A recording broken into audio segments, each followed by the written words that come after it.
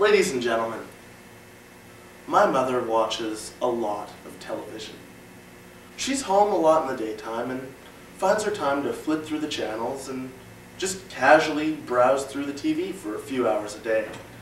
And every day at dinner we'll be talking about things, and my dad will say, well, you know, have you heard about this bombing of the Chinese embassy by the US? And my mom will say, oh yeah, the Chinese ambassador will be on Hardball tonight on CNBC at 9 o'clock. And then my dad will say, well, oh wow, I had no idea. Did you hear about the new futures market changes? And she'll say, well, I caught up with that on Squawk Box at about 3:30, but I think I'm going to hit the net later tonight to get the real information. And we'll sort of sit there and look over at my mother and wonder, how does she know this? Someone who will casually flip through the channels in the daytime if she's at home is just up to the minute on all these current events. And this kind of brought me to my topic today, that we know too much. Well, maybe not that we know too much, but that my mother knows too much. And that there is the possibility in our world today to know way too much. Because information is at our fingertips. And everywhere you look, it is possible to be up to the minute. Often to the point that it can be negative. Let's look at politics and entertainment, for instance. The information on these people is up to the second because we want it. There are programs, internet sites, several times a day you can get updates on what is happening in the world of politics. Now, this brought about the downfall, or at least the public embarrassment, of the US president. This lust for information that we have, pardon the use of the term lust as it relates to Bill Clinton, but the fact is, we just wanted to know.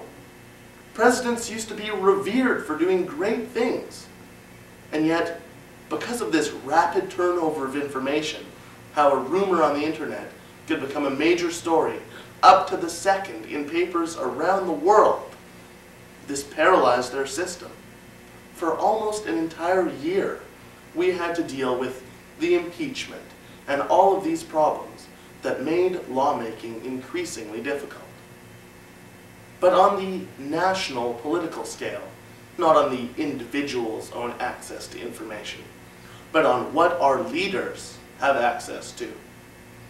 Now, it's so easy for them to get information now that they often spend more time worrying about pollsters, what the people want, rather than what is actually good for the country. Our leaders aren't leaders anymore, as much as individuals who respond to our prospective wishes with a 4% margin of error. Now, all that this has done has taken the need to be a leader, someone who stands out and pushes forward out of politics. It's now someone who can react and explain it. And then moving on, we can look on the global scale. Now, many nations now get so much information about what other countries are doing. They spend time trying to emulate economic policies or spying on each other. Now, this can create a world of problems, as we've seen with this new Chinese spy scandal in the United States. The fact is, by governments having access to unlimited information, it only stands to hurt the way that they will deal with their own country. So let's look back on this. Over the past 10 years, information has spiraled and spiraled to a point that it is now everywhere. And what do we have? A quickly moving society where the leadership has been taken out of politics, where what we want is instantly available to us. Our want of more and more information is what has brought it to this point. But ladies and gentlemen, I propose to you that it's time that we look at the information overload